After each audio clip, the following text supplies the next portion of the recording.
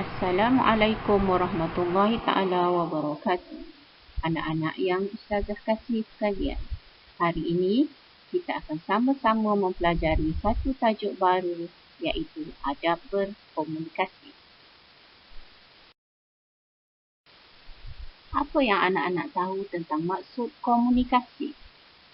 Komunikasi ialah satu perhubungan antara dua individu atau lebih melalui perantaraan yang tertentu.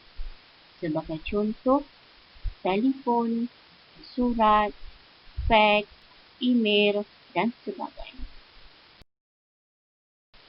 Anak-anak sekalian, Islam telah menggariskan prinsip komunikasi yang bermaksud setiap proses komunikasi kita perlu berlandaskan beberapa prinsip. Yang pertama, qaulan karimah, iaitu kata-kata yang kita keluarkan dari mulut kita mestilah kata-kata yang baik. Yang kedua, qaulan sadida, kata-kata yang dikeluarkan daripada mulut seseorang itu perlulah kata-kata yang benar dan tepat. Yang ketiga, qaulan balighah, kata-kata yang kita keluarkan atau ungkapan yang kita ucapkan perlulah tepat dan betul berkaitan dengan apa yang kita ucapkan, bukanlah gosip atau domingan semata-mata. Ustazah sambung untuk prinsip yang seterusnya. Yang keempat, qaulan ma'rufah. Apakah yang anak-anak faham tentang qaulan ma'rufah? Ma'rufah bermaksud baik. Ini bermaksud apa-apa yang kita keluarkan, yang kita ucapkan perlulah perkataan yang baik-baik sahaja. Yang kelima, qaulan layyinah, kata-kata yang lembut. Kata-kata yang lembut bermaksud kata-kata yang kita ucapkan adalah kata-kata yang tidak menyakitkan hati para pendengar. Dan yang terakhir, qaulan maisurah. Qaulan maisurah pula ialah kata-kata yang mudah difahami, tidak menyulitkan dan memudahkan orang faham apa yang kita sampaikan. Sekarang kita rujuk pula kepada adab berkomunikasi. Bagaimanakah sebenarnya cara untuk kita berkomunikasi atau berhubung dengan orang lain? Yang pertama, dalam kita berkomunikasi, kita tidak perlu lalai dalam ibadah dan tugas. Saya terangkan di sini ialah, walaupun kita sibuk dalam urusan berkomunikasi atau berhubung dengan orang lain, ibadah dan tugasan adalah poin utama dalam hidup kita. Yang kedua, guna bahasa yang sesuai. Jangan gunakan bahasa yang boleh menyakitkan hati pendengar, malah menyebabkan pendengar itu benci atau tidak suka kepada kita. Yang ketiga, maklumat yang disampaikan hendaklah sahih, tepat dan betul.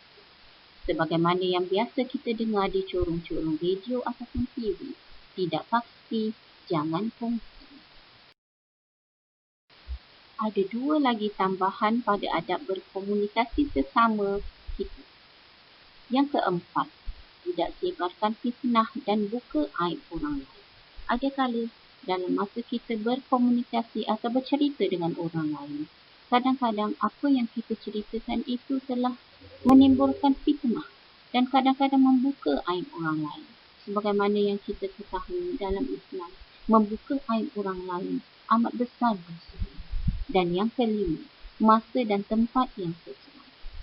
Kadang-kadang Ustazah tengok ada anak-anak murid Ustazah yang berkomunikasi tidak tepat pada masa dan tempat. Sebagai contoh, semasa kita menuntut ilmu, semasa dalam kelas, adakah perlu kita berbual dengan kawan-kawan, sedangkan di depan kita ada guru yang tengah menyampaikan ilmu. Dan yang kedua, kadang-kadang Ustazah lihat waktu petang-petang, ada yang sambil menunggang motosikal, sambil bercakap dengan melalui telefon. Adakah tempat dan masa yang sesuai itu? Bukan apa, kerana kita takut ada malapetaka yang lebih besar menunggu pada anak-anak.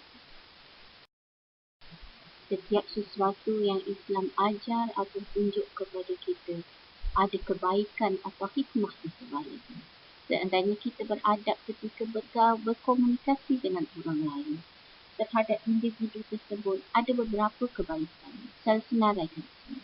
Yang pertama, jika kita berkomunikasi dengan baik, ilmu pengetahuan akan meningkat. Seterusnya dapat membezakan kita antara yang baik dengan yang. Yang kedua, lahir individu berakhlak mulia kerana menjaga tata susila percakapan. Dan yang ketiga, segala masalah yang berkaitan akan dapat diselesaikan dan mudah kerana kita saling bertolak ansur dan memahami antara satu sama lain. Apa pula hikmah beradab ketika berkomunikasi terhadap masyarakat sekitar?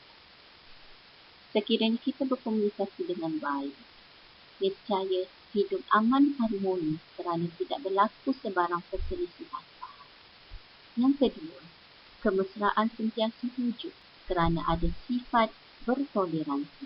Dan yang terakhir, kita dapat bertukar-tukar pendapat tanpa mengira pangkat dan kedudukan. Dan tidak akan timbul rasa aku, engkau. Itu antara hikmah beradab ketika berkomunikasi terhadap masyarakat.